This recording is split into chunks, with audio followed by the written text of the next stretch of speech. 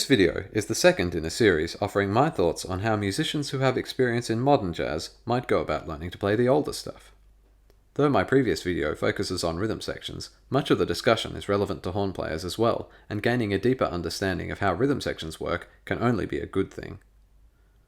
Contemporary jazz musicians often learn their craft through formal jazz courses which don't cover 1920s and 30s styles in a practical or in-depth way.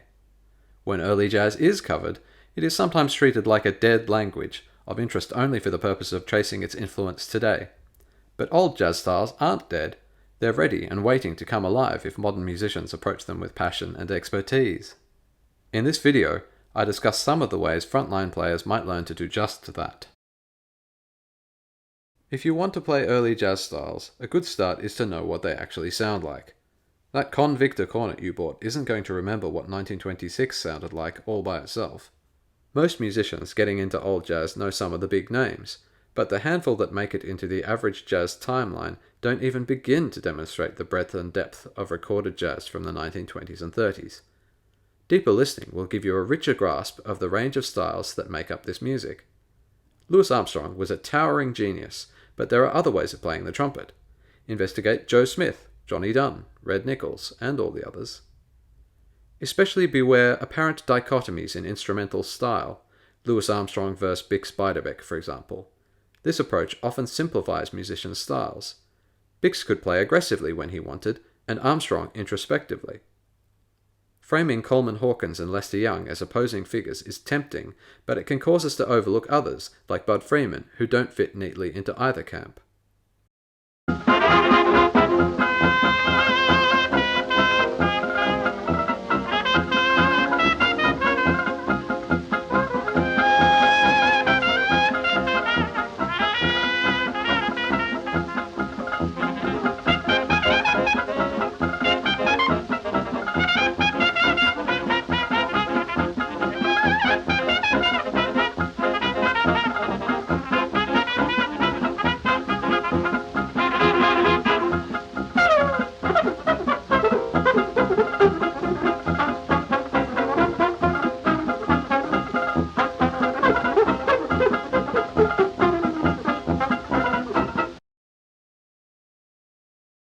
As a frontline musician, one of your chief responsibilities is to know tunes.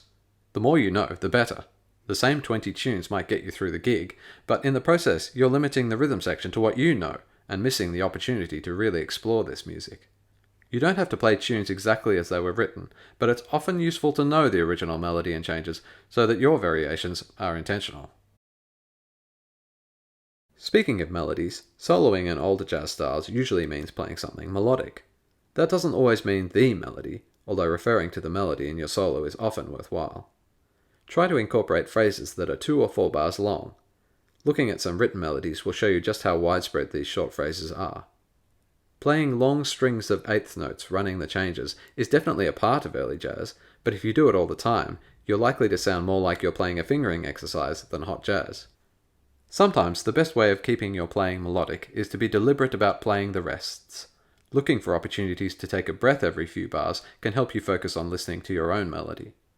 Here's Jimmy Dorsey on Davenport Blues with the Charleston Chasers. Notice how his short phrases often develop or reflect the previous idea.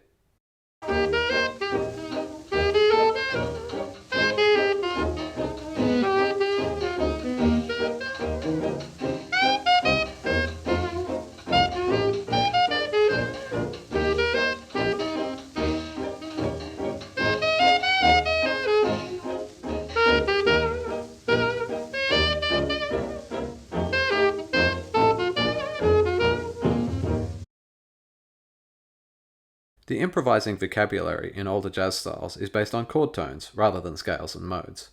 That doesn't mean you can't play other notes, it just means that you might want to focus on the chord tones and treat the others as passing notes. It might feel restrictive at first, but it's only a starting point.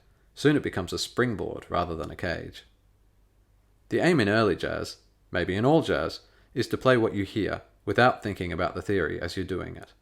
But if you simply must improvise using a scale, consider something like this, adapted to suit each chord. Here's clarinetist Danny Polo drawing on this blue pentatonic approach.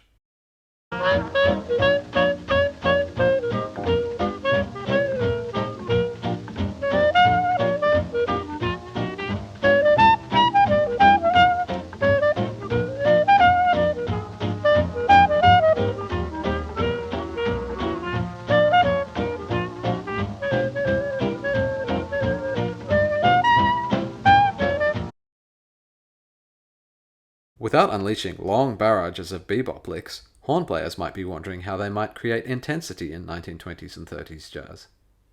Often the answer to this is through assertive articulation. Strong attack is part of what makes old jazz sound hot, along with syncopation and varied pitch and tonal quality.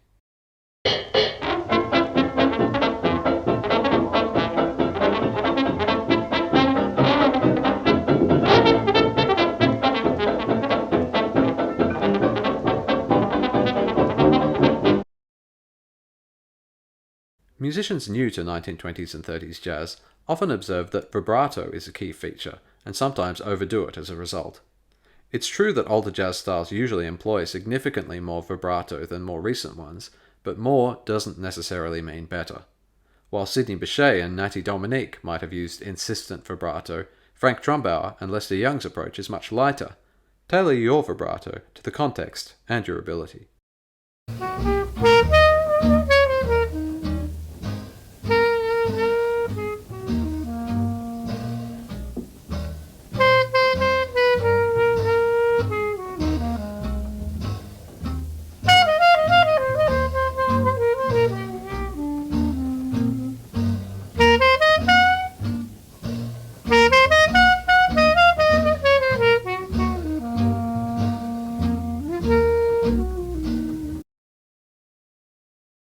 Improvising along with other horns can feel chaotic to modern jazz musicians if they've mostly experienced improvisation as a solo sport. The key is listening, of course, and playing with the others rather than in spite of them. The common descriptions of New Orleans frontline polyphony, trumpet playing the melody, trombone underpinning, and clarinet filling in above, are useful, but these roles are rarely followed religiously. Real life, as ever, is more complex. What happens when there's a saxophone player? 2 trombones, a violin. When learning to improvise in ensembles, make sure you leave gaps for others to fill and wait for gaps from others before you start a phrase. An expert ensemble player like clarinetist Johnny Dodds can play simultaneously with the trumpet in the same register without causing problems, but this takes practice.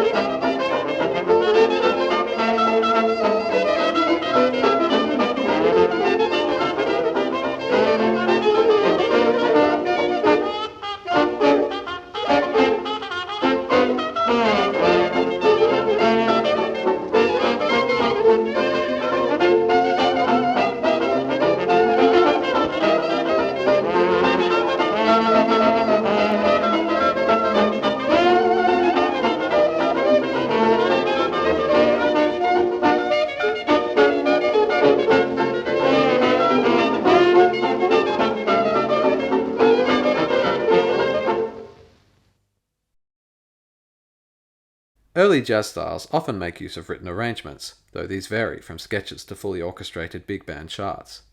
Whatever form they take, playing from charts enables a band to use more complex arrangements without the extensive rehearsal required for memorization.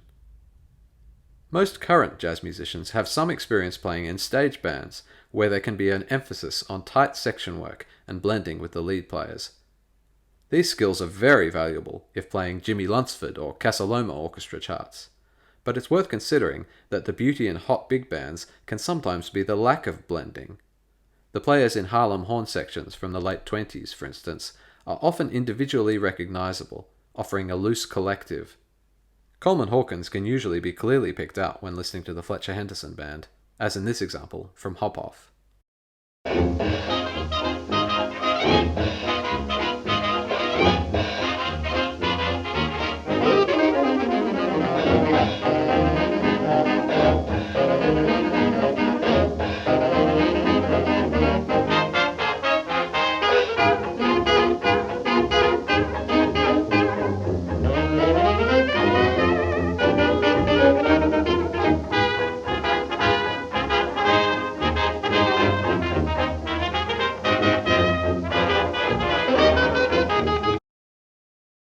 I don't have a lot to say about vocalists, mostly because they're usually the ones telling me what to do. But the vocalists with whom I enjoy working the most are the ones who are really into the music, choosing interesting material and developing their own style. I'll also say this, many instrumentalists in jazz history have also been wonderful singers, while others indulged themselves even when they should have perhaps known better. Horn players may wish to consider where they fall on this spectrum before singing another chorus. The musicians who pioneered the jazz styles of the 1920s and 30s are gone, and some say the context for their music has gone with them. Yet it's never been easier for people all around the world to hear this music. All it takes for it to live again, for musicians, dancers, and audiences alike, is for us to embrace it.